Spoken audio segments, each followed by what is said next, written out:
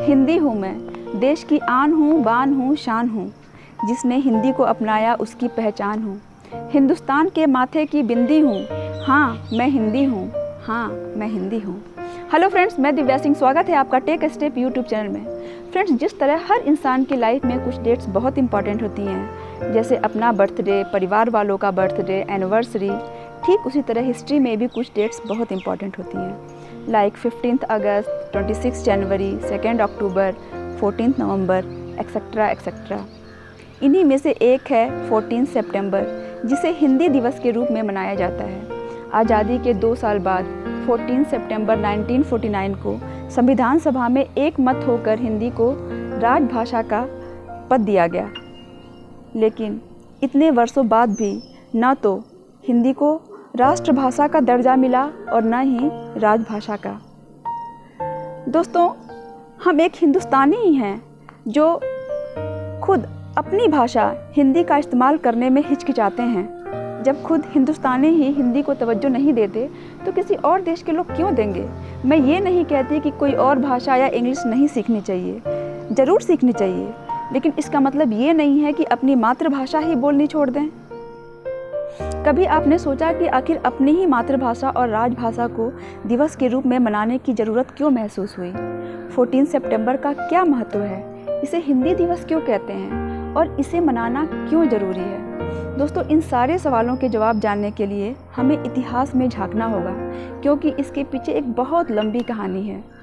तो सबसे पहले तो मैं आपको ये बताऊंगी कि राजभाषा है क्या और किस भाषा को राजभाषा की पदवी दी जाती है। भाई, जिस भाषा के माध्यम से किसी राज्य का राजकाज और प्रशासन के कामकाज चलाए जाते हैं उसे राजभाषा कहते हैं। एक ज़माने में हमारे देश में राजकाज संस्कृत व देवनागरी लिपि में हुआ करता था, लेकिन जब भारत पर विदेशियों का कब्जा हुआ तो बहुत सारी भाषाएं आईं। उन सारी भाषाओं को एक लैंग्वेज के रूप में सम्मान तो मिला, लेकिन वो आम पब्लिक के जीवन का हिस्सा न बन सकी। उन सारी भाषाओं में इंग्लिश को सबसे ज़्यादा बढ़ावा मिला, क्योंकि इंग्लिश ही एकमात्र ऐसी भाषा है जो ज़्यादातर जगहों पर बोली और समझी जाती है। इसलिए पहले लोग इंग्लिश सीखा करते थे। अब रही बात राजभाषा की, तो हिंदुस्तान में लोगों को आपस में जोड़ने और उनके अंदर जागरूकता पैदा करने के लिए हिंदी को सबसे ज़्यादा यूजफुल पाया गया, और वहीं दूसरी तरफ इंग्लिश के प्रति लोगों के मन में परायेपन का भाव पैदा हुआ। इसलिए हिंदी को राजभाषा का पद दिया गया और संविधान ने भी इस पर अपनी मुहर लगाई। So friends, according to constitution, Bharat सरकार के सभी काम में हिंदी का ही इस्तेमाल होना चाहिए। लेकिन दुर्भाग्य की बात यह है कि इतने सालों बाद भी हम हिंदी को उसका अधिकार नहीं दे पाए। हर साल 14 सितंबर को हिंदी दिवस के बहाने देश के यूथ को हिंदी लैंग्वेज के इस लंबे संघर्ष को याद दिलाया जाता है। हिंदी दिवस उन्हें अपनी मातृभाषा के गौरव को पहचानने और अपने आप को राजभाषा के लिए पूरी ईमानदारी से समर्पित करने के लिए मोटिवेट करने का ज़रिया है।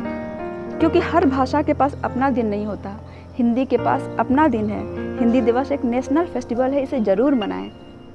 अंत में दोस्तों, अगर आपको ये वीडियो और ऐतिहासिक कहानी पसंद आई हो तो वीडियो को लाइक करें और अपने विचार कमेंट बॉक्स में लिखें। देखते रहिए टेक स्टेप यूट्यूब चैनल। फिर मिलेंगे एक और नई कहानी के साथ।